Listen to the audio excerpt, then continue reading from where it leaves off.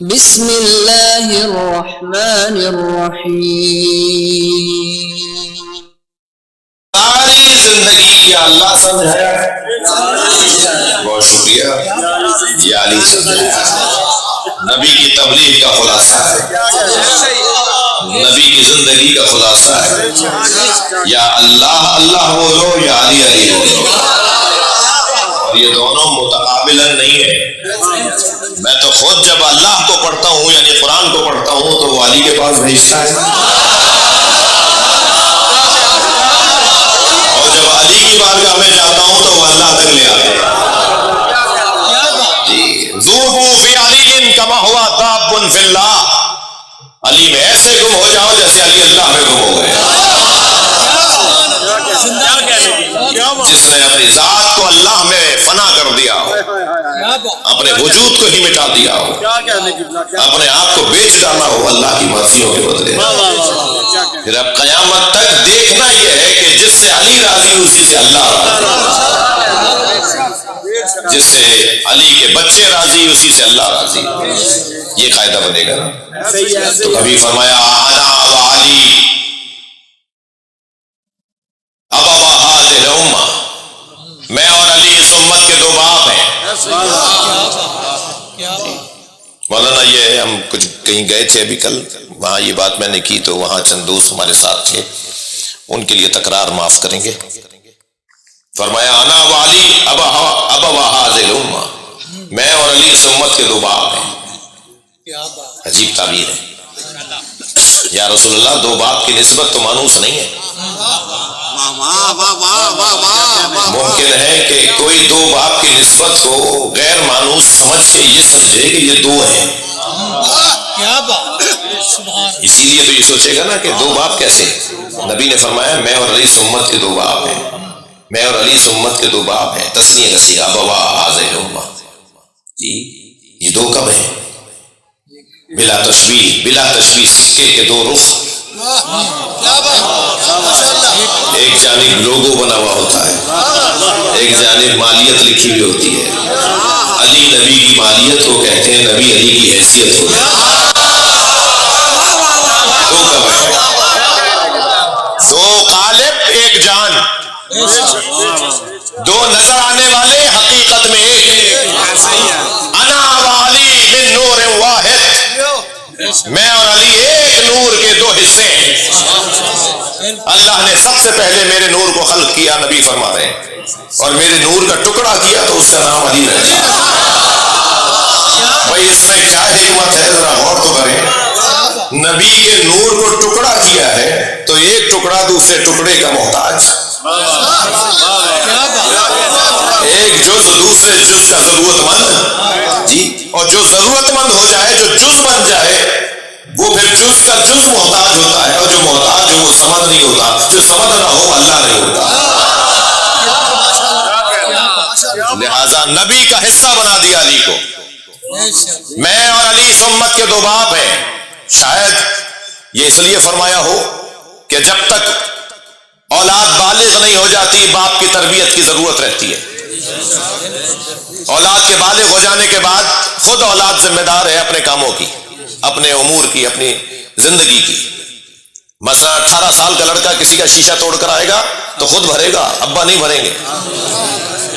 یہ شرعی مسئلہ بتایا ہے میں نے. لیکن اگر 13 سال کا لڑکا، 10 سال کا لڑکا، 9 سال کا لڑکا کسی کا نقصان کر کے آئے تو ابا بھریں گے، والد بھریں گے. ایسے ہی اگر 9 سال سے چھوٹی لڑکی کسی کا نقصان کرے گی تو ابا اس کے ذمہ دار ہے. 9 سال سے زیادہ کی لڑکی نقصان کرے گی، خود ذمہ دار ہے. جی شرعی مسئلہ ہے یہ. یعنی اگر آپ ہی کا بچہ 18 سال کا ہو اور کسی کا نقصان کرے تو شریعت کہتی ہے آپ ذمہ دار نہیں ہو. تو آپ اپنے بیٹے کے ذمہ دار نہیں ہیں. تو 1400 سال پہلے اگر کوفے والے کالے کپڑے پہنتے تھے تو ہم ان کے ذمہ دار کیوں؟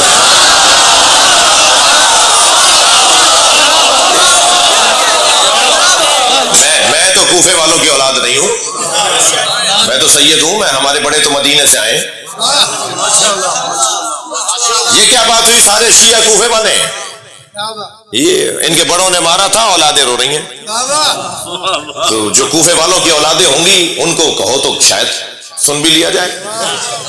مگر سارے رونے والے تو کوفے والوں کی اولادیں نہیں ہیں جی. یہ جو انگریز اور امام حسین کے اوپر ماتم کر رہے ہیں، یہ جو افریقہ کے کالے امام حسین کا ماتم کر رہے ہیں، یہ تو کوفے والوں کی اولادیں نہیں ہیں.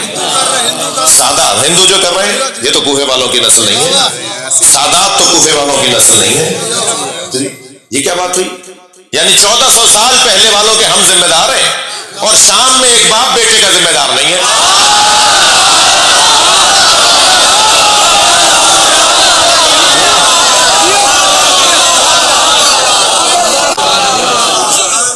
بھائی وقت میرے پاس تنگ ہے، مگر ان کی عقیدتوں میں تو کمی نہیں ہے نا.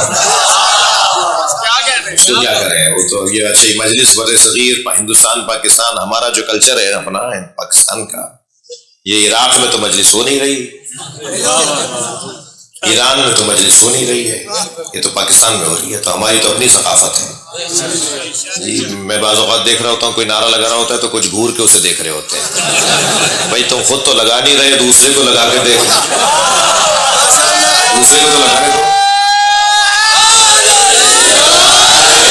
صلوات پڑھ رہے محمد و آل محمد. ہماری اپنی ثقافت ہے نا بھائی، ہم جس ماحول میں رہتے ہیں ہمارا اپنا انداز ہے.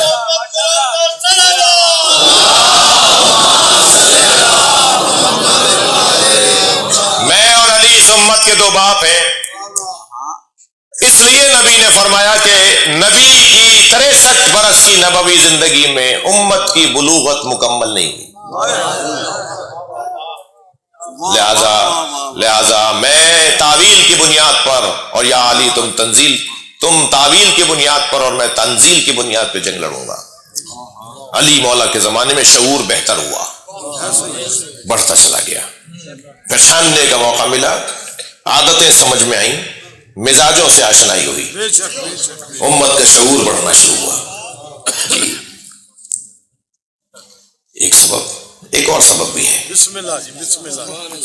ایام فرصتگی کے ہیں، شادمانی کے ہیں، خوشیوں کے ہیں.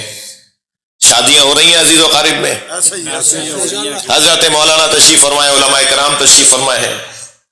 علماء کرام نکاح پڑھانے کے لیے جب آپ بلاتے ہیں تو دلہن سے اجازت لینے کے بعد دلہن کے والد سے بھی اجازت مانگتے ہیں. اگر باپ اجازت نہ دے تو محتاط علماء نکاح نہیں پڑھاتے.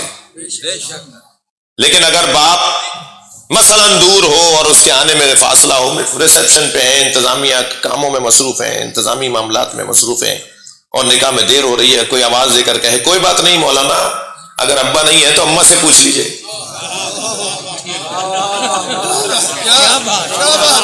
ماں کے قدموں کے نیچے جنت ہے، مگر ماں ولی نہیں ہے. تھوڑا گردن ہلائیے، بات جا رہی ہے. ماں کا مقام باپ کے مقام سے بلند ہے، مگر ماں ولی نہیں ہے. اجازت باپ سے لینی ہوگی یا دادا سے. ولی دادا ہے یا ولی باپ ہے؟ اور دادا اس لیے کہ وہ تو باپ پر بھی ولی ہے. باپ اگر ولی ہے اور دادا زندہ ہے تو دادا تو باپ پر بھی ولی ہے، پوتی پر بھی ولی ہے.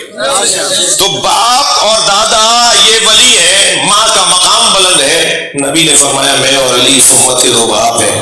شاید پیغام یہ دینا چاہا کہ اگر کسی میدان میں کوئی ماں اس باپ کے مقابلے میں آ جائے